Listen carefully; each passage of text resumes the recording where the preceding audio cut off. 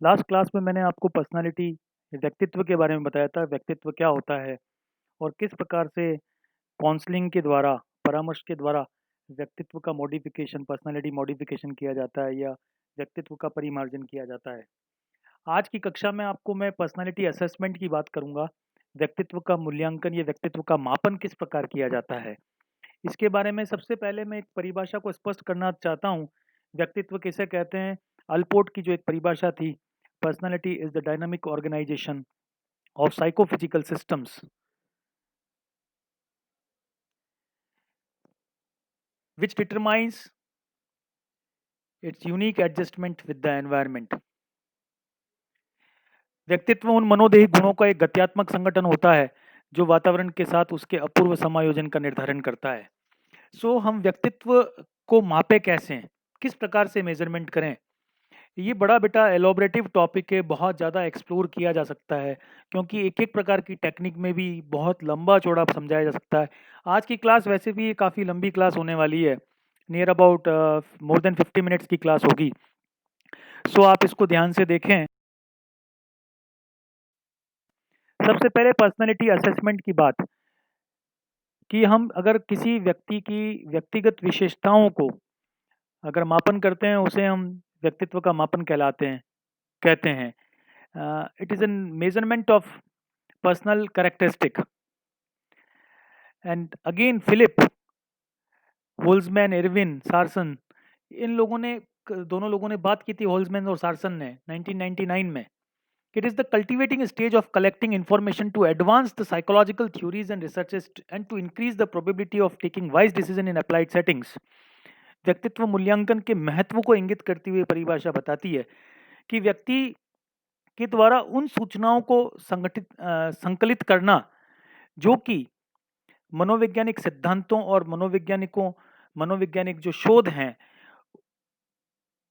उसको सपोर्ट करे, और साथ में जो भी कुछ उपलब्ध संसाधन या उपलब्ध सेटिंग्स हैं जिस प्रकार की, उसमें वह अप्लाई कर पाए और उचित डिसीजन लेकर, बुद्धिमत्तापूर्ण डिसीजंस लेकर, निर्णय लेकर उनको अप्लाई कर पाए। पर्सनालिटी के द्वारा जो कुछ सूचनाएं प्राप्त होने वाली है वो मनोवैज्ञानिक सिद्धांतों और मनोवैज्ञानिक शोधों के लिए, अनुसंधान के लिए बहुत ही महत्वपूर्ण होती है। जहाँ तक पर्पस की बात की जाए, what is the purpose of the personality assessment? व्यक्तित्व मापन के उद्देश्य क्या है? कुछ उद्देश्यों की बात करूंगा मैं सबसे पहले। To adequately diagnose the presence of nature of psychological problem in a person. किसी व्यक्ति के अंदर जो मनोवैज्ञानिक समस्याएं हैं, उस समस्याओं को डायग्नोसिस करना, उसकी पहचान करना कि किस प्रकार की समस्याएं हैं। Then second purpose is to help personality theories which are based on significant traits and which show how traits are interrelated। मनोवैज्ञानिक जो व्यक्तित्व, मनोविज्ञान में जो व्यक्तित्व के सिद्धांत बने हुए हैं, जो जो कि विभिन्न प्रकार के सार्थक गुणों से संबंधित है, ऐसे व्यक्तित्व के सिद्धांत में से वो जो सार्थक गुण किस प्रकार आपस में परस्पर संबंधित है, इसकी इसमें सहायता प्रदान करने का काम व्यक्तित्व का मापन करता है। And very important aspect, to predict behaviours of people. व्यक्तियों के व्यवहार का की भविष्यवाणी करने के लिए, ये व्यक्ति इस प्रकार का व्यवहार करेगा, ये इस प्रकार का व्यवहार किया जाएगा इस व्यक्ति के द्वारा निकट भविष्य में, इसकी जो भविष्य कथन करना, ये एक पर्सनालिटी असेसमेंट का एक मुख्य उद्देश्य है। जहाँ तक बेनिफिट्स ऑफ पर्सनालिटी असेसमेंट की बात की जाए, कि बहुत फायदे हैं पर्सनालिटी असेसमेंट करने में, क्योंकि इसके द्वारा व्यक्तित्व के व्यवहार का पता लग जाता है, समझ में आ जाता है कि व्यक्ति का व्यवहार किस प्रकार का है। The first benefit is by the using of by the going through the personality assessment, anyone can understand the behavior of any individual। जिस व्यक्ति का व्यवहार का पता लग जाता है, उसका व्यवहार समझ में आ जाता है कि किस प्रकार का व्यवहार करता है। It is also benefited for future course of action. भविष्य में किस प्रकार से क्रियाएं की जाने वाली है, ये भी, इसका भी निर्धारण व्यक्तित्व का मापन करता है। Predictions about individuals future behaviour, व्यक्ति के भविष्य में किस प्रकार से व्यवहार करेगा, इसकी भविष्यवाणी भी करता है। End of course the diagnose the presence and nature of psychological problem in a person. कि व्यक्ति में किस प्रकार की मनोवैज्ञानिक समस्या का सामना कर रहा है व्यक्ति, उसकी भी डायग्नोसिस कर लेता है, उसकी भी पहचान कर लेता है। सो देख लिए पर्सनैलिटी असेसमेंट का बहुत महत्वपूर्ण रूप। मेथड्स ऑफ पर्सनैलिटी असेसमेंट की बात की जाए कि व्यक्तित्व मापन की कौन-कौन सी विधियाँ हैं, कौन-कौन से तरीके हैं, कौन-कौन सी पद्धतियाँ हैं। सो इसमें तो बहुत प्रकार की पद्धतियाँ हैं, लेकिन मैं जो बेसिक आपके कोर्स रिलेटेड हैं और जो आपके कोर्स में प्रिस्क्राइब्ड हैं, उनके बारे में थोड़ी चर्चा करूँगा। First one is the subjective test which includes एक तरह से ये सब्जेक्टिव टेस्ट होता है जिसमें ऑटोबायोग्राफी, केस हिस्ट्री, इंटरव्यू और क्वेश्चनेयर संकलित होते हैं। और दूसरे जो दूसरी प्रकार के टेस्ट जिनको ऑब्जेक्टिव टेस्ट कहते हैं, जिसमें observation, sociometric method, rating scales, records हैं। फिर प्रोजेक्टिव टेस्ट के अंदर word association, sentence completion, picture association, role play, ये 4 तरीके हैं। साइकोएनालिटिकल टेक्निक्स भी होती है जिसके द्वारा हम व्यक्तित्व का मापन करते हैं, which includes free association and dream analysis. So इसको एक-एक करके मैं आपको चर्चा करूँगा। हिंदी मीडियम के बच्चों को परेशान होने की ज़रूरत नहीं है, क्योंकि ये सारे जैसे-जैसे मैं आगे समझाऊँगा इनकी हिंदी मीनिंग्स भी बताता जाऊँगा। की बात की जाती है, सब्जेक्टिव टेस्ट मतलब जिसमें विकल्प नहीं होते हैं, they are opposite of the objective test. इसमें क्या है, व्यक्ति इसको बहुत ज़्यादा एक तरह से डिस्क्रिप्टिव वे में कुछ चीज़ को एक्सप्लेन करना होता है और उसके आधार पर हम समझाने की कोशिश करते हैं कि व्यक्ति किस प्रकार से है। लेकिन सब्जेक्टिव टेस्ट की कुछ अपने कुछ इम्पोर्टेंस है कि ये एक तो चेतन स्तर का असेसमेंट कर लेता है, चेतन स्तर का मूल्यांकन कर लेता है, चेतन स्तर का मापन कर लेता है। इससे जो प्राप्त होने वाले उत्तर हैं, वो पक्षपात से दूर होते हैं और the persons are able to introspect. व्यक्ति स्वयं के अंदर झाँकने की, अंतर्दर्शन करने की एबिलिटी को प्रदर्शित करता है ये। सब्जेक्टिव टेस्ट में बहुत सारे टेस्ट अवेलेबल हैं। इसमें से कुछ टेस्ट के बारे में थोड़ा-सा ब्रीफली बताना चाह रहा हूँ। देखिए, बायोग्राफी जिसे कहते हैं जीवनी, किसी अन्य व्यक्ति की कहानी को लिखना। अभी आप देखते हैं बहुत लोग हैं, दूसरे व्यक्ति जो महान व्यक्ति हुए हैं उनकी बायोग्राफीज़ को लिखते हैं। ओके, और ऑटोबायोग्राफी का मतलब होता है स्वजीवनी, मतलब स्वयं की कहानी लिखना कि उसने कैसे स्ट्रगल किया था और किस प्रकार से अपने लक्ष्य को प्राप्त किया था। इस प्रकार की ऑटोबायोग्राफी भी जनरेट होती है। ये एक सब्जेक्टिव टेस्ट है कि व्यक्ति की बायोग्राफी के द्वारा उसके व्यक्तित्व का पता लगाया जा सकता है, या ऑटोबायोग्राफी द्वारा किसी और व्यक्ति ने किसी व्यक्ति के बारे में लिखा है, व्यक्ति ने स्वयं अपने बारे में लिखा है। उन दोनों ही आधार पर हम व्यक्ति के बारे में उसकी व्यक्तित्व का जजमेंट कर सकते हैं, उसके व्यक्तित्व का मापन कर सकते हैं। देन क्वेश्चनर इज देयर, प्रश्नावली, प्रश्नों के जवाब। इसमें प्रश्नों के जवाब दिए जाते हैं, कुछ प्रश्न पूछे जाते हैं। For an example, one question is there, do you fear from कोविड-19? तो ये प्रश्न है, इसका जवाब दिया जाना चाहिए। जवाब चाहे वो ओपन एंडेड हो, चाहे वो क्लोज एंडेड हो। दोनों ही प्रकार की प्रश्नावलियाँ हो सकती है। एक प्रश्नावली में दोनों ही प्रकार के प्रश्न सम्मिलित हो सकते हैं। इस प्रकार के बहुत सारे क्वेश्चनेयर्स हैं जो व्यक्तित्व का मापन करते हैं। कुछ इम्पोर्टेंट जो इन्वेंटरीज़ वगैरह है उसके बारे में मैं चर्चा करूँगा आगे। इन्वेंटरी जिसे कहते हैं अनुसूची, इसमें प्रश्न न पूछकर वाक्यों पर जवाब लिया जाता है, जिसका जवाब यस और नो में दिया जा सकता है। उन्हें अनुसूची कहते हैं, इन्वेंटरी कहते हैं। For an example, I am afraid of कोविड-19। मुझे कोविड-19 से डर लगता है, हाँ या नहीं। रिस्पॉन्स किसमें हुए? हाँ अथवा नहीं में। जबकि क्वेश्चनेयर में क्वेश्चंस रेज़ किए जाते हैं, प्रश्न पूछे जाते हैं और प्रश्न पूछने के जो जवाब हैं, वो हाँ, नहीं में भी हो सकते हैं और डिस्क्रिप्टिव वे में भी हो सकते हैं, विस्तरात्मक रूप से भी हो सकते हैं। सो क्वेश्चनेयर और इंटरव्यू में ये अंतर है कि जहाँ इन्वेंटरी या अनुसूची में जो जवाब है, वो वाक्यों पर जवाब देने होते हैं। They are not in the question form, while in questionnaire the questions are in the question form. Question mark लगा हुआ होता है, प्रश्नों के जवाब होते हैं। Okay, then the another subjective test which is known as a interview, साक्षात्कार। साक्षात्कार में भी बच्चों, साक्षात्कार में व्यक्ति सामने बैठकर कुछ प्रश्नों को पूछता है और उन प्रश्नों के जो जवाब के आधार पर व्यक्तित्व का मूल्यांकन करता है। ये साक्षात्कार भी 2 प्रकार के होते हैं, संरचित या असंरचित, स्ट्रक्चर्ड और अनस्ट्रक्चर्ड। संरचित में ये ऐसा होता है कि व्यक्ति जो इंटरव्यू लेने वाला व्यक्ति है, वो प्रश्नों को पहले ही प्रिपेयर करके रखे कि मुझे इस प्रश्न का जवाब पूछना है। और जबकि अनस्ट्रक्चर्ड में नीड बेस्ड हो जाते हैं कि व्यक्ति से बातचीत करता है और बातचीत के दौरान वह व्यक्ति से इंटरव्यू लेता है।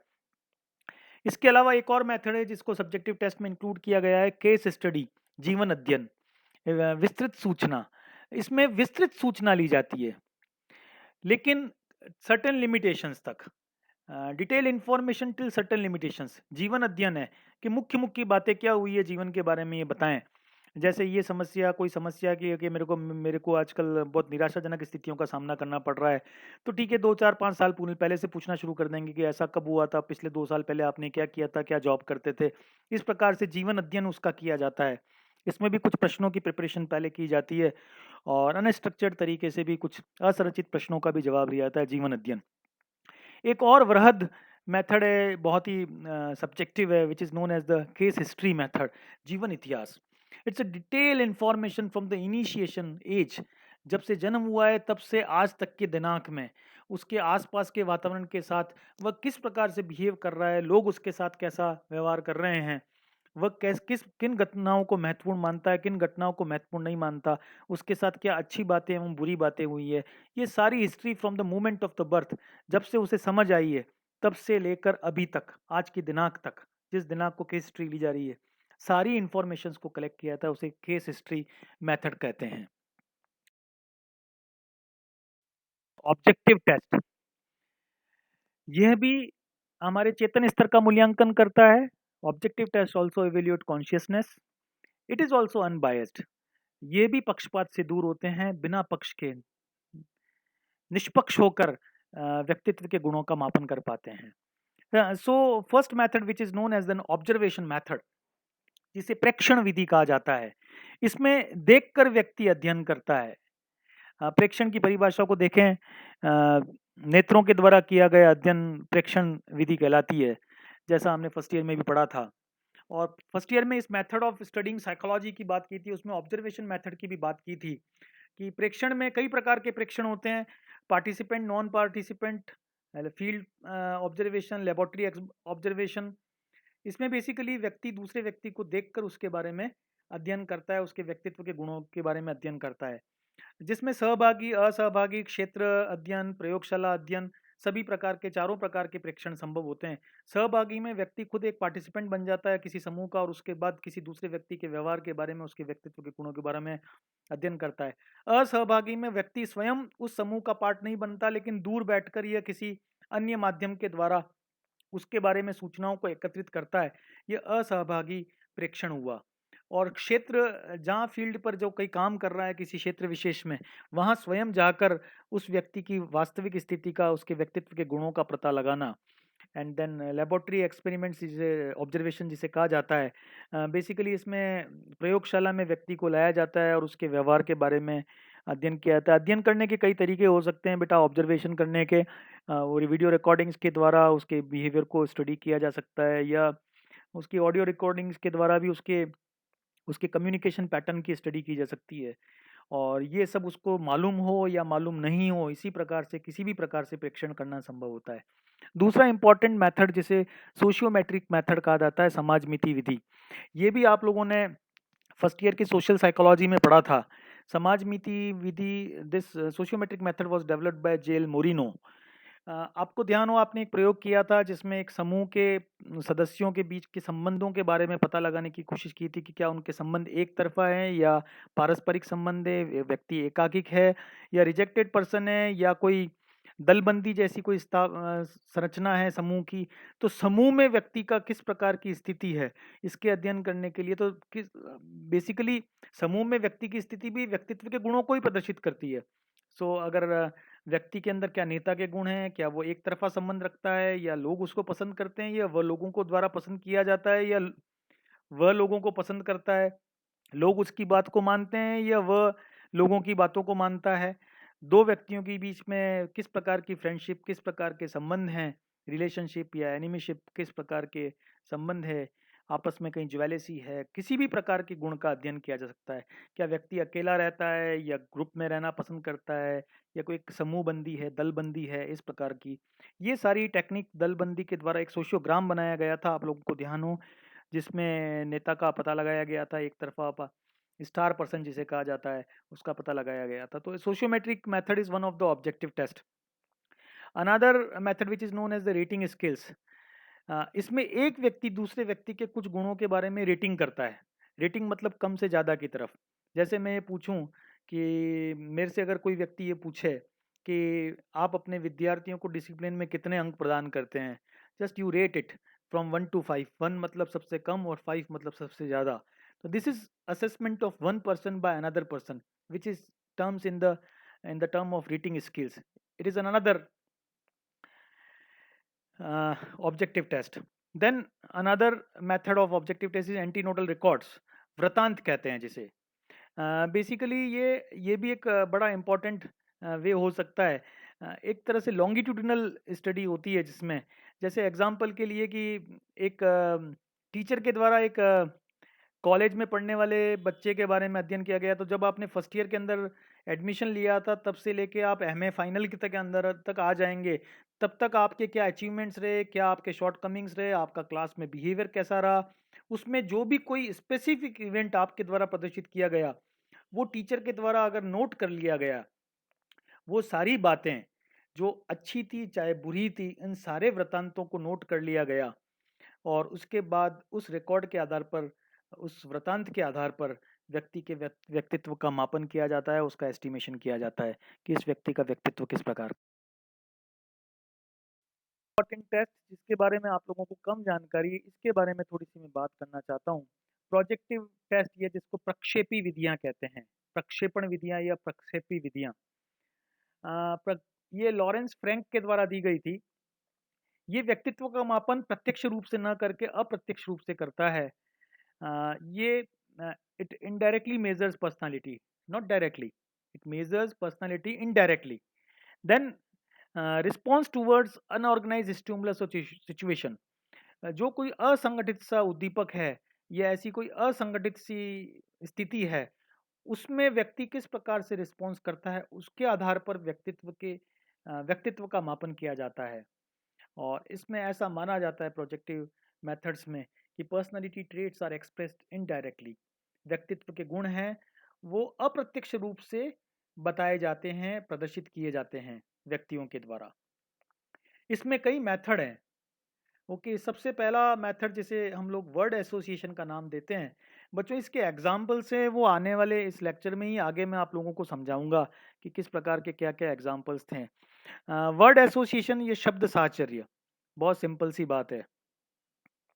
एक शब्द सामने रखा जाता है, उसके आधार पर दूसरे व्यक्ति से दूसरा शब्द या उसका सिनोनिम या एंटीनोनिम पूछा जाता है, एंटोनिम पूछा जाता है। तो बेसिकली या तो उसका उसके समानार्थक शब्द या उसके विपरीत, जिसे कहते हैं अपोजिट वर्ड, पूछा जाता है और उसके आधार पर व्यक्ति के व्यक्तित्व का मापन किया जाता है। देयर आर सेवरल WATA के नाम से, वर्ड एसोसिएशन टेस्ट के नाम से बहुत प्रकार के ऐसे वर्ड्स डेवलप किया गया।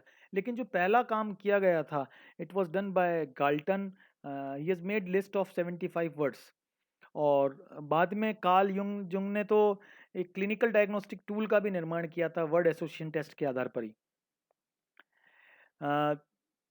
सो जैसे एक एग्जांपल मैंने एक कार्टून के द्वारा भी बताया गया है कि एक व्यक्ति किसी दूसरे व्यक्ति से पूछ रहा है, what is the first word you think of. आपके दिमाग में पहला शब्द क्या आ रहा है? ओके, तो ये एक तरह से एसोसिएशन है। किसके साथ? वास्तविक घटनाओं के साथ। जैसे मैंने आपके सामने एक प्रश्न रखा, उसके साथ में आप विचार करिए कि आपके दिमाग में क्या शब्द आ रहा है। Just put a word in front of you, teacher, अध्यापक। ओके, एसोसिएट प्रोफेसर, ये प्रोफेसर, एक शब्द रखा और आपके दिमाग में क्या वर्ड है? आपके दिमाग में अलग अलग प्रकार के वर्ड्स आने लगे। जैसे किसी बच्चे के आया, is very skillful, okay, disciplined, okay, very attractive, good communicator, okay, different words can be there. So उसके आधार पर व्यक्ति क्या सोच रहा है, कोई ये भी कह सकता है teacher wasting of the time. Okay, किसी ने ये शब्द आया उसके दिमाग में। सो व्हाट इट मीन्स कि एक शब्द दूसरे शब्द से जुड़ा हुआ है, इसीलिए इस टेक्निक का नाम वर्ड एसोसिएशन कहा गया। In fact, it is a test of personality and mental functions in which the subject is required to respond to each of a series of words with the first word that comes to mind or with a word of a specific class of words, such as antonyms. Originally known as free association, मुक्त साहचर्य जिसे कहा गया, developed by Galton, list of 75 words, while Carl Jung developed as a clinical diagnostic tool. Another test which is termed as a sentence completion test, वाक्य पूर्ति परीक्षण. इसमें कुछ नहीं बच्चों, कुछ वाक्य है उसको अधूरा छोड़ दिया जाता है और उस अधूरे वाक्य को पूरा करना होता है. बिकॉज जैसे फॉर एन एग्जाम्पल मैंने यहाँ एक स्टेटमेंट दिया, I am okay, I am a learner, ये मेरा रिस्पॉन्स है. I love to teach. Okay, I wish to become. Okay, आपके दिमाग में जो कुछ आ रहा है सेंटेंस को आप पूरा करेंगे, उसी से आपके व्यक्तित्व के बारे में जानकारी मुझे मिल जाएगी. So sentence completion test require the subject complete sentence stems with their own words. The subject's response is considered to be projection of their conscious or unconscious attitudes, personality characteristics, motivations, and beliefs. Another test which is termed as a picture association. इसमें चित्रों को जोड़ा जाता है, images को दिखाया जाता है और इमेजेस को जोड़कर और आपको कुछ बताना होता है. इसको मैं और आगे डिटेल बात करूंगा. A picture is presented for projecting of conscious or unconscious attitudes, personality characteristics, motivations, and beliefs. एक जो चित्र है, जो आपके चित्र प्रक्षेपण करता है किसका, चेतन और अचेतन स्तर पर जो अभिवृत्तियां हैं, आपकी व्यक्तित्व की विशेषताएं हैं या अभिप्रेरण हैं या आपके विश्वास हैं, उनको प्रदर्शित करता है. So it is one of the picture association test. इसमें कई प्रकार के टेस्ट हैं. इट्स अ वेरी साइंटिफिकली, बहुत ही अच्छी वैज्ञानिक तरीके से टेस्ट बनाए हैं and they are used for the clinical purpose also. जब हम टीएटी और रोशार्क की बात करेंगे डिटेल में, तब आपको मैं बताऊंगा. TAT card, thematic apperception test, इसका फुल फॉर्म है, परसेप्शन नहीं है, apperception, APP. Okay, thematic TAT, इसके बारे में डिटेल बात करूंगा. इसी प्रकार से रोशार्क टेस्ट है, ink blot test, Rorschach ink blot, and children appreciation test, apperception test, CAT के नाम से. इसके अलावा एक रोल प्ले भी होता है, प्रोजेक्टिव टेस्ट. इसमें व्यक्ति को किसी प्रकार की भूमिका का निर्वहन करने के लिए कहा जाता है. And playing a role reflects the personality characteristic of an individual. अगर किसी व्यक्ति की भूमिका का निर्वहन करता है तो वो उसके व्यक्तित्व की विशेषताओं को प्रदर्शित करता है. So these are few projective test जो आपको समझना बहुत जरूरी है.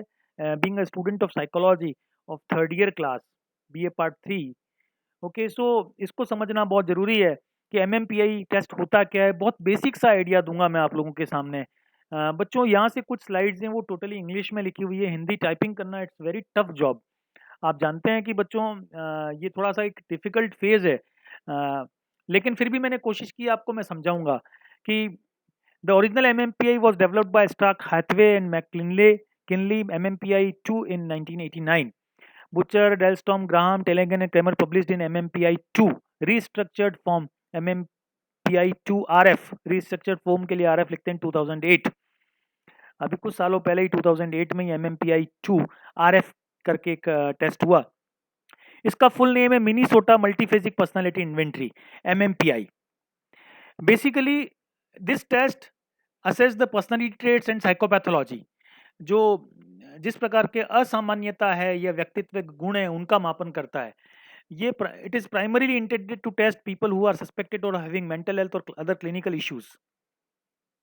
जिन व्यक्तियों को कुछ नैदानिक समस्याएं थी, मानसिक समस्याएं थी या मानसिक स्वास्थ्य रिलेटेड समस्याएं थी, उनको डायग्नोसिस करने के लिए इस टेस्ट का निर्माण किया गया. हालांकि ये बात स्पष्ट है कि इसको बनाया तो क्लिनिकल इश्यूज और मेंटल हेल्थ के इश्यूज को जानने के लिए, लेकिन ये सब कुछ काम किया गया नॉन क्लिनिकल पॉपुलेशंस पर. मतलब कि जो जिनको कोई नैदानिक समस्या थी नहीं, उसको टेस्ट को एडमिनिस्ट्रेट करके इसको स्टैंडर्डाइज किया गया.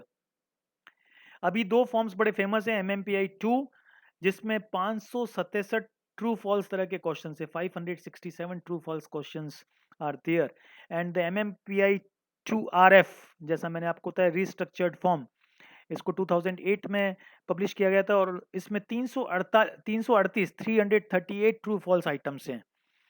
ये MMPI-2 RF इज नया मापन, नया टेस्ट है और जो लगभग 40 से 50 मिनट में, चाहे कंप्यूटर के माध्यम से या मैनुअली भी इसको करें तो 40 से 50 मिनट लगते हैं MMPI-2 RF को.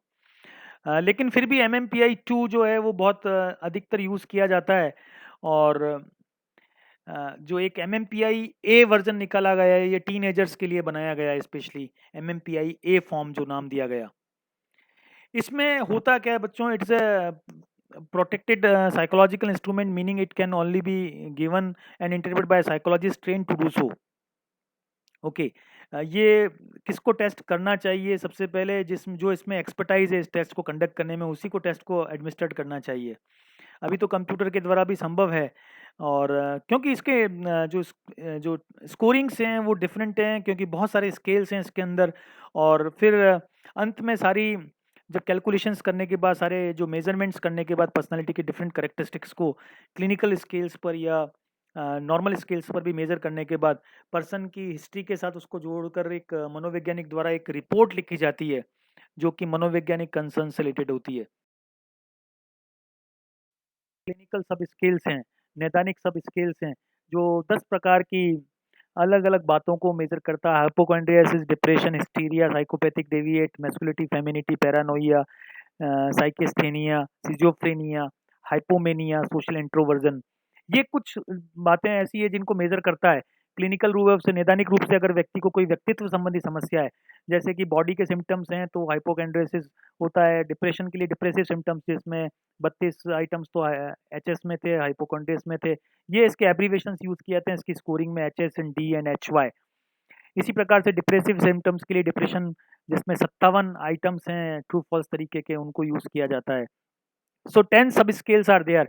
हिस्टीरिया आपने सेकंड ईयर की क्लास में पढ़ा होगा, अगर नहीं पढ़ा है तो आप मेरे ऑनलाइन वीडियोस को जाइए, सेकंड ईयर में साइकोपैथोलॉजी अजय टाइप करिए यूट्यूब पर, हिस्टीरिया पर आपको एक पूरा लगभग मोर देन 50 मिनट्स का एक आपको वीडियो मिल जाएगा, उस हिस्टीरिया को ज़रूर पढ़ें। Awareness of problems and vulnerabilities के बारे में, हिस्टीरिया के बारे में 60 आइटम्स के द्वारा। साइकोपैथिक डेविएट, जिसमें conflict, struggle, anger, respect for society rules, मतलब जो समाज विरोधी व्यवहार करते हैं वो, उनको 50 आइटम्स के द्वारा साइकोपैथिक डेविएट के द्वारा मापा गया है। व्यक्ति के अंदर दोनों प्रकार के गुण होते हैं, मैस्कुलिनिटी, फेमिनिटी, उसके क्या इंटरेस्ट हैं, क्या किस प्रकार का व्यवहार करता है वो, मैस्कुलिनिटी और फेमिनिटी में एमएफ के नाम से स्केल है जिसमें 56 आइटम्स है। इसी प्रकार से paranoia, level of trust, suspiciousness, किस पे शक कितना करता है और कितना सेंसिटिव है, ये 40 आइटम्स के द्वारा नापा जाता है। साइकिस्थीनिया, वरी, एंग्जाइटी, डाउट्स, टेंशंस, ऑब्सेसिवनेस, मनोग्रस्ता, चिंता, फिर तनाव, शंकाएं, ये 48 आइटम्स के द्वारा साइकिस्थेनिया के माध्यम से measure. Schizophrenia, odd thinking and social alienation, सामाजिक रूप से कितना अलग थलग है और किस प्रकार से अलग सोच रहा है, ऑड थिंकिंग, जो दूसरे नहीं सोच पाते। Schizophrenia, splitting of the personality, 78 items के द्वारा मापन किया जाता है। हाइपोमेनिया, लेवल ऑफ एक्साइटेबिलिटी कम है या अधिक है। Hypomania measures less level of excitability, उत्तेजना की क्षमताएं, अराउजल स्टेट वगैरह कम है, ये 46 आइटम के द्वारा। And social introversion, people orientation कितना है, वो लोगों के साथ कितना बातचीत करता है, कितना भाग लेता है समाज के कार्यों में, सोशल इंट्रोवर्जन के द्वारा मेजर किया जाता है। 69 आइटम्स हैं। So these are 10 clinical sub scales of. इसके अलावा 4 वैलिडिटी स्केल्स भी हैं एमएमपीआई के। Lie, L stands for lie. Basically ये ऐसा होता है कि कई बार आंसर्स देने में व्यक्ति झूठ बोल देता है या उस आंसर को टालता है, तो लाई स्कोर निकाला जाता है। इसी प्रकार से F is known for the infrequency और frequency, it is intended to detect unusual और typical way of answering the test items. जैसे ये कहना चाहिए कुछ स्ट्रेंज थॉट्स या पेकुलर एक्सपीरियंसेस वगैरह है, फीलिंग ऑफ आइसोलेशन है, तो ये एफ स्केल के द्वारा मेजर हो जाता है। एंड देन बैक एफ, मतलब same issue F scale except only during the last half of the test. जब ये आधा समय खत्म हो जाए उसके बाद वो बैक एफ स्टार्ट कर लेता है, इसको भी मेजर किया जाता है। एंड द के स्केल, जो psychopathology in people who otherwise would have profiles within the normal range, it measure self control, family and interpersonal relationships आदि के मेजर किया जाता है के स्केल के बारे में। बिकॉज वो अपने जवाब देते समय वो डिफेंसिव हो जाता है, अपने आप को, अपने जवाबों को बदल देता है, तो ये 4 आए वैलिडिटी स्केल्स हैं, इसके आधार पर मेजर किया जाता है कि उसने जो रिप्लाई किए हैं वो कितने सही स्तर पर, कितने रिलायबल स्तर पर मापन कर। Test which is known as a 16 personality factor question. बच्चों ये तो हमारी साइकोलॉजी का एक जैम है, क्योंकि 16 पर्सनालिटी फैक्टर टेस्ट, इसके द्वारा व्यक्तित्व के 16 गुणों का मापन किया जाता है।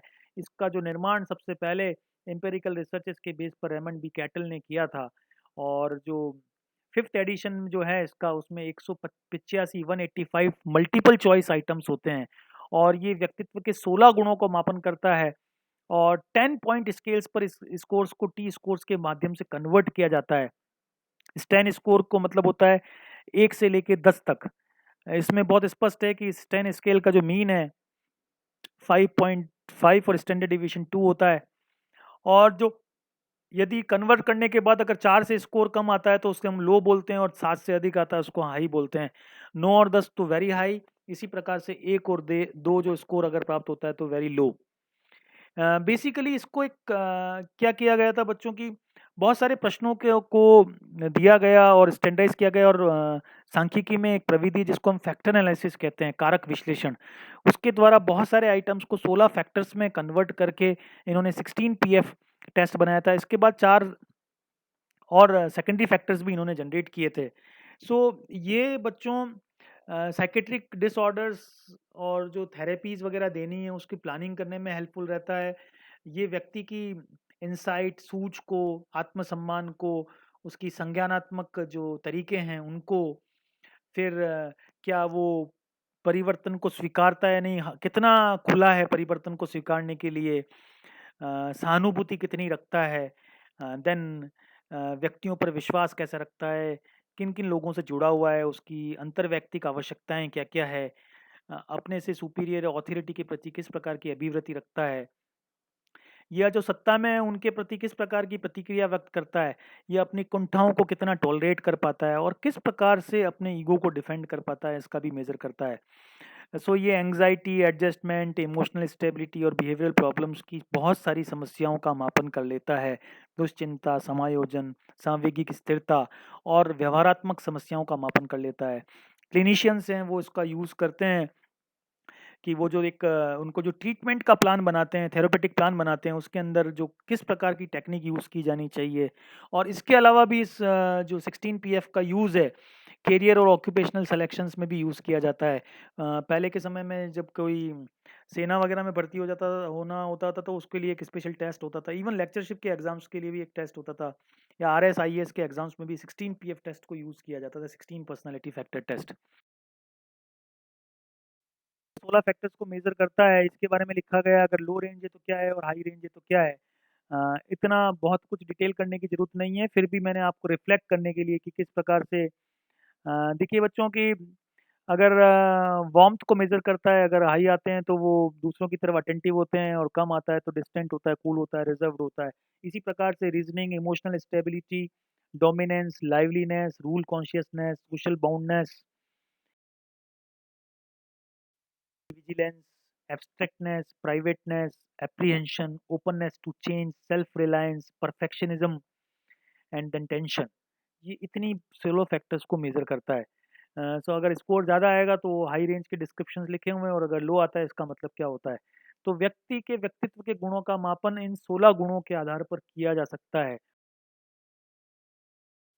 जैसे बता सकते हैं कि व्यक्ति का व्यक्तित्व 16 गुणों के आधार पर दर्शाया जा सकता है। इसी प्रकार से एक बड़ा इंपॉर्टेंट टेस्ट है जिसको टीएटी कहा गया है, थीमेटिक परसेप्शन टेस्ट। इसके इंडियन अडेप्टेशंस भी आ गए। Basically it is N picture interpretation technique. जो जो हम चित्र देख रहे हैं वो किस प्रकार से उनकी व्याख्या कर रहा है, इसकी एक तकनीक है। ओरिजिनली इसको हेनरी म्यूरे और क्रिस्टिना ने डेवलप किया था हार्वर्ड यूनिवर्सिटी में 1930 में। उसमें कुछ पिक्चर्स दिखाई जाती है, कुछ इमेजेस हैं, सेट है 31 कार्ड्स का, उसको दिखाया जाता है। उसके बाद उसको 4 प्रश्नों का जवाब देना होता है। What has led up to the event shown? What is happening in the scene? ये basically the thoughts and feelings of the characters and the outcome of the story. Basically एक कहानी लिखने के लिए कहा जाता है कि ये क्या हो रहा है, इसमें किस प्रकार के थॉट्स आ रहे हैं, जो जो कैरेक्टर्स दिख रहे हैं उस पिक्चर के ऊपर वो क्या सोच रहे हैं, किस प्रकार से भावनाओं को व्यक्त कर रहे हैं और कुल मिलाकर ये स्टोरी क्या व्यक्त कर रही है।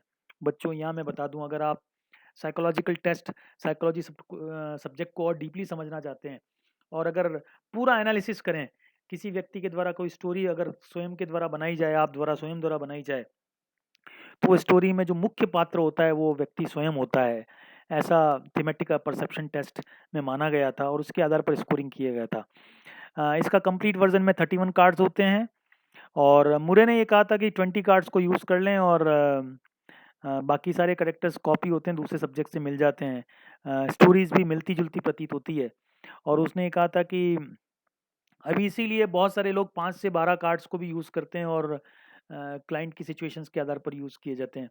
देन हर वाक्य की पर कोडिंग की जाती है, उसके मार्क्स दिए जाते हैं। स्कोरिंग इज़ वेरी मच ये कहना लेंदी प्रोसेस है। डिफ़िकल्ट तो नहीं कहूँगा लेकिन लेंदी कहूँगा, क्योंकि इसमें 28 प्रकार की आवश्यकताएँ झलकती है स्टोरीज़ में और 20 प्रेसेज़ हैं, जिनको 28 प्रकार की आवश्यकताओं को 1 से 5 अंक दिए जाते हैं और 20 प्रेसेज़ हैं जो एनवायरमेंटल इन्फ्लुएंसेस हैं। प्रेसेस बोलते हैं बेटा वातावरण संबंधी दबाव। इसके अलावा कुछ डिफेंस मैकेनिज्म को भी मेजर करता है। डिफेंस मैकेनिज्म भी जो डिफरेंट कौन-कौन सी रक्षा युक्तियाँ हैं, अहम रक्षा युक्तियाँ, ego defence mechanism second year psychopathology में आपने पढ़ा है। फिर भी मैं वापस बता रहा हूँ कि आप सेकंड ईयर के मेरे यूट्यूब चैनल पर जाइए, साइकोपैथोलॉजी और अजय गूगल पर टाइप करिए और if you need I will just provide the link also for दो दीज़ लेक्चर्स, तो आप वहाँ जाके डिफेंस मैकेनिज्म को पढ़ सकते हैं, समझ सकते हैं। सो कई प्रकार की डैनियल की बात है, जिसमें डैनियल ऑफ रियलिटी वास्तविकता से पलायन की बात है, प्रोजेक्शन प्रक्षेपण की बात है, आइडेंटिफिकेशन तादात्म्यकरण की बात है और इसके आधार पर इनकी स्कोरिंग की जाती है। सो इसके अलावा पर्सनल प्रॉब्लम सॉल्विंग सिस्टम भी होता है, पीपीएसएसआर रिवाइज्ड भी किया गया है इसको। ये डिफरेंट तरीके के 13 डिफरेंट क्राइटेरियाज को मेजर करता हूँ। ये टीएटी के ओरिजिनल पिक्चर्स मैंने इंटरनेट से लिए हैं। इन पिक्चर्स को देखकर स्टोरी लिखनी है। फॉर एन एग्जांपल मैं फर्स्ट पिक्चर की बात करना चाहता हूँ। एक बच्चा टेबल पर बैठा है, टेबल पर कुछ पढ़ा है और वो देख रहा है। अब किसी व्यक्ति को स्टोरी लिखने के लिए कहा गया, तो उसमें ये बच्चा ने जवाब लिखा कि वो पढ़ाई कर रहा है, पहले भी कर रहा था और बहुत पढ़कर बहुत बड़ा आदमी बनेगा। अब किसी दूसरे व्यक्ति की यही स्टोरी है। इसी चित्र को देखा और उसने ये लिखा कि बच्चा होमवर्क कर रहा था, उसका होमवर्क कंप्लीट नहीं हुआ और आगे भी कल भी होमवर्क करता रहेगा। See the differences in the story. Okay, मैंने जैसा बताया कि कहानी का जो मुख्य पात्र है वो व्यक्ति स्वयं होता है। इसके द्वारा उसकी जो आवश्यकताएँ हैं, उसकी एटीट्यूड्स हैं, उसकी योग्यताएँ हैं, सारी बातों का मेज़रमेंट इन 28 नीड्स के और जो ट्रेसेस हैं, जिनको एनवायरमेंटल इन्फ्लुएंसेस कहा गया है, उनके द्वारा हम मेज़र कर सकते हैं। इसमें से कुछ पिक्चर्स पर आप स्टोरी लिखकर कोशिश करें किसी और व्यक्ति के बारे में मेज़र करने की। बट स्टैंडर्डाइज़ तरीका इसका टीएटी का जो स्कोरिंग मैनुअल है, जो इंटरनेट पर और हमारी लैबोरेटरी में भी अवेलेबल है, उसके द्वारा आप स्कोरिंग कर सकते हैं। आप एमए साइकोलॉजी करेंगे तो मैं आपको ये टीएटी कार्ड्स से किस प्रकार से स्कोरिंग की जाती है, मैं इसकी बात करूँगा। के क्या यूजेज़ हैं, थीमेटिक परसेप्शन टेस्ट के क्या यूजेज़ हैं, to learn more about a person, एक व्यक्ति के बारे में अधिक जानकारी प्राप्त करना, to help people express their feelings, व्यक्तियों को अपनी भावनाओं को व्यक्त करने के लिए ये उपलब्ध कराना, एक प्लेटफ़ॉर्म उपलब्ध कराना, to explore themes related to the person's life experiences, व्यक्ति के जो जीवन के अनुभव हैं, उन अनुभवों को बिल्कुल विकसित करना, उनको प्रदर्शित करवाना, to assess someone's for psychological conditions, क्या व्यक्ति में कोई पर्सनैलिटी या थॉट डिसऑर्डर है, इसको भी आइडेंटिफ़ाई करने का करता है।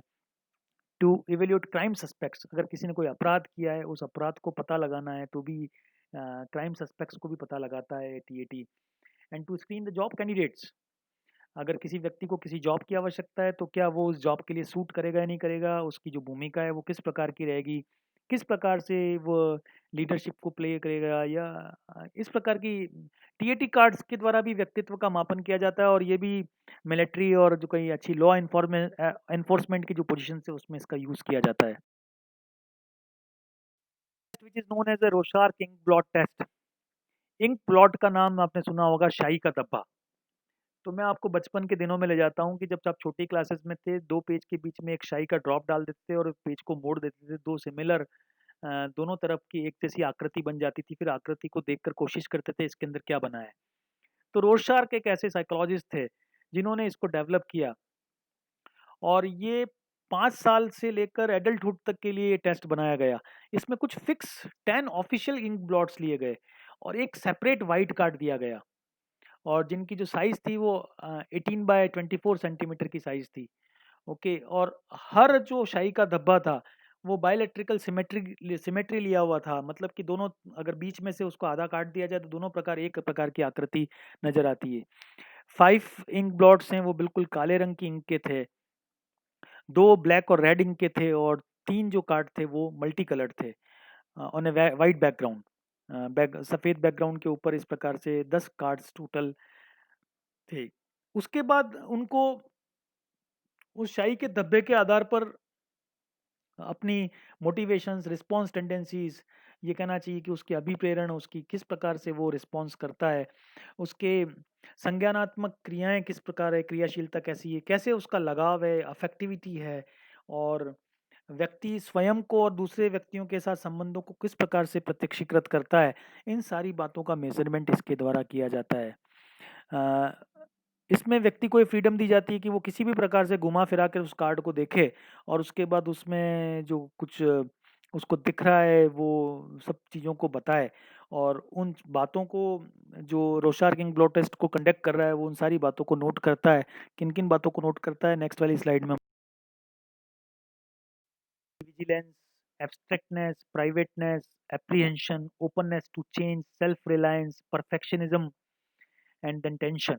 ये इतनी सोलो फैक्टर्स को मेज़र करता है। सो अगर स्कोर ज़्यादा आएगा तो हाई रेंज के डिस्क्रिप्शंस लिखे हुए हैं, और अगर लो आता है इसका मतलब क्या होता है के लिए बता दूं बच्चों, मैंने इसके लिए एक 5 डेज़ का एक स्पेशल कोर्स किया था। अगर आप एमए साइकोलॉजी करते हैं, हमारे इंडिया में एक नाम है द्वारका प्रसाद सर का, उन्होंने उनकी एक वर्कशॉप थी, उसको मैंने ज्वाइन किया था और उसमें सीखने की कोशिश की थी। बेसिकली बहुत सारी डिटेल है इसमें, अलग-अलग कुछ नोटेशंस होते हैं, और उन नोटेशंस के अपने मीनिंग होते हैं कि बेसिकली कंटेंट क्या है, लोकेशन क्या है, और इसके बारे में इसकी चर्चा की गई है। आप इसको रीड आउट करेंगे तो कुछ समझ में आएगा। हालाँकि थोड़ा टफ टफ है, लेकिन फिर भी समझने की कोशिश करें। फिलहाल आप ये समझ लें कि 4 बातें हैं इसके अंदर, चारों का मेज़रमेंट किया जाता है अलग-अलग तरीके से। Term which is known as an Rosen picture frustration study. ये भी बड़ा इंटरेस्टिंग टेस्ट है, रोज़न पिक्चर फ्रस्ट्रेशन स्टडी। इसमें क्या है, व्यक्ति की जो पिक्चर के द्वारा जो कुंठाएँ हैं, सबसे पहले इस बात को समझें कुंठा किसे कहते हैं। सो कुंठा की जहाँ तक बात की जाती है, सो कुंठा मतलब आपने कोई लक्ष्य निर्धारित किया और लक्ष्य को प्राप्त नहीं कर पाए, तो क्या हुआ? कुंठित हो गए। इसे ही फ्रस्ट्रेशन कहते हैं। तो पिक्चर्स के द्वारा इसमें व्यक्ति के 24 कार्टून, रोज़नविक ने ओरिजिनल इसमें 24 कार्टून पिक्चर्स बताई थी, जिसमें आप देखें एक जो साइड है उस पे तो कोई व्यक्ति कुछ बात कर रहा है, और दूसरा एक ब्लैंक बैलून रखा गया है जिसमें व्यक्ति कुछ कहना चाह रहा है। वो व्यक्ति क्या कहना चाह रहा है उसके अंदर वो अपने हाथ से लिख लेता है, और उसकी स्टडी करके उसके बाद कि किस प्रकार से व्यक्ति क्या रिएक्शंस करता है और क्या वो फ्रस्ट्रेशन में है या नहीं, इसका पता लगाया जा सकता है। फॉर एन एग्ज़ाम्पल, जैसे ये फर्स्ट जो कार्टून मैंने दिया है इसमें एक 2 व्यक्ति कार से जा रहे हैं, एक पुरुष है और एक महिला है, और पास में एक व्यक्ति खड़ा है। वो व्यक्ति कह रहा है, I am very sorry, we splashed your clothing just now through, we tried hard to avoid the puddle. हमने बहुत मुश्किल से खड्डे से बचने की कोशिश की, लेकिन फिर भी हमारी गाड़ी गड्ढे में से निकली, और इस कारण से आपके जो पानी आपके क्लोथ्स पर लगा और आपके क्लोथ खराब हो गए। अब देखिए इसमें दूसरा व्यक्ति जो है जिसके लिए एक वाइट बैलून दिया हुआ है, खाली बैलून, वो व्यक्ति क्या रिएक्ट कर रहा है। अब देखिए रिएक्शंस कई प्रकार के हो सकते हैं। ओके, वो रिएक्शन है, वो रिएक्शन ये शो करता है कि वो फ्रस्ट्रेशन में किस प्रकार से। इसी प्रकार से एक दूसरा एग्जाम्पल और है। देखिए हस्बैंड वाइफ है, अपने बहुत सारे बच्चों के साथ में किसी म्यूज़ियम के अंदर टिकट लेने के लिए गए, और म्यूज़ियम देखना है उनको, और वो म्यूज़ियम के लिए कहते हैं 1 फैमिली टिकट प्लीज़। और देखिए आप कितने बच्चे नज़र आ रहे हैं, 6-7 बच्चे नज़र आ रहे हैं, 8-9 बच्चे नज़र आ रहे हैं इस चित्र में। तो देखिए उसमें वो जो टिकट देने वाला है उसके क्या रिएक्शंस होंगे। वो रिएक्शंस हैं बेसिकली वो पिक्चर फ्रस्ट्रेशन के द्वारा, वो व्यक्ति क्या कहना चाह रहा है वो ब्लैंक बैलून में उस वो व्यक्ति लिखेगा। या आप क्या सोच रहे हैं कि वो उस व्यक्ति ने क्या कहा होगा। देखिए this is an projective test, ये रिफ्लेक्शन है बेसिकली। ओके, सो ये 24 कार्टून पिक्चर्स इस प्रकार की बताई जाती है, उससे पिक्चर की फ्रस्ट्रेशन की स्टडी की जाती है। सो स्पीच बैलून्स होते हैं जिसमें एक व्यक्ति कुछ कह रहा है और दूसरे व्यक्ति को कुछ कहना होता है, वो रिप्लाई में क्या कहेगा, रिस्पॉन्स में क्या कहेगा, इसकी स्टडी की। Another test which is termed as a Rotter's incomplete sentence blank, RISB। ये जूलियन रोटर ने 1950 में डेवलप किया था। इसके 3 फॉर्म्स हैं, डिफरेंट एज के लिए अलग हैं। स्कूल फॉर्म अलग है, कॉलेज फॉर्म अलग है और एडल्ट फॉर्म अलग है। इसमें 40 अपूर्ण वाक्य होते हैं और व्यक्ति को ये कहता है कि जल्दी से इन वाक्यों को पूरा करें, और लगभग 20 मिनट्स इसको पूरा करने में लगता है और 1 या 2 शब्दों में ही उसका जवाब देना होता है। This test is very similar to the word association test and like other types of the projective test. ऐसा माना गया है, ऐसा एज्यूम किया गया है कि the responses will reveal desires, fears and struggles. जो कुछ रिस्पॉन्सेज आ रहे हैं वो इच्छाएं, भय को और विभिन्न प्रकार की जो स्ट्रगल्स हैं उनको प्रदर्शित करेगा। ये करियर काउंसलिंग वगैरह में यूज़ किया जाता है, एडजस्टमेंट प्रॉब्लम्स को आइडेंटिफाई करने में किया जाता है, स्पेशली कॉलेज लेवल के स्टूडेंट्स या कोई स्टूडेंट है स्कूल या कॉलेज लेवल का, उसकी जो एडजस्टमेंट रिलेटेड प्रॉब्लम्स है, ये करियर काउंसलिंग में इसको यूज़ किया जाता है। For an example, I feel, now what is your response? Okay, I feel tired, I feel happy, I feel sad. ये देखिए, these are the reflections, the desires, the fears and the struggles which are coming out of you. My mother is always helping. 2-3 शब्दों में इसको, 1-2 शब्दों से ज़्यादा जवाब नहीं देना है। 8, at home I am relaxed, I regret my misdeeds. Okay, so these are the way you can present the your personality. तो बच्चों, आपने आज की क्लास में पढ़ा है कि पर्सनैलिटी को अलग अलग तरीके से किस प्रकार से मापा जा सकता है। So coming on, just revising the thing कि आपने क्या क्या पढ़ा था, इसको थोड़ा सा रिवाइज करा दूं। देखिए, आपने सब्जेक्टिव टेस्ट की बात करी थी जिसमें autobiography, biography, case history, interview, questionnaire को पढ़ा था। आपने ऑब्जेक्टिव टेस्ट के बारे में पढ़ा था जिसमें observation, sociometry, rating scales, then anecdotal records. Projective test पढ़ा था जिसमें आपने word association, sentence competition, picture association, role play, and another one which is I have left in this slide, this is psychoanalytic technique, free association and dream analysis। सपनों का भी विश्लेषण किया जाता है कि किस प्रकार के स्वप्न व्यक्ति देख रहा है। ये मनोविश्लेषण तरीके से के द्वारा भी व्यक्तित्व का मापन किया जाता है। सो बच्चों, आज के लिए काफ़ी है। हाँ बच्चों, मैं आपको बता दूं, आपकी एक क्लास और होगी, दैट इज़ जो मैं बेसिकली पर्सनल एडजस्टमेंट पे लेने वाला हूँ, इसको अपलोड करूँगा। और जैसे ही वो क्लास ख़त्म हो जाएगी, हमारे 20 वीडियो लेक्चर्स कंप्लीट होंगे और आपका 60% कोर्स मेरी ओर से फिनिश हो जाएगा। बच्चों, आप सब लोगों से ये कहना चाहता हूँ कि आप बार बार इन वीडियोस को देखें, समझने की कोशिश करें। जैसे ही हमारी 5 यूनिट ख़त्म हो जाएगी, मैं आपके साथ में नोट्स भी शेयर करूँगा। Okay, so have a nice day for your attention. Thank you so much.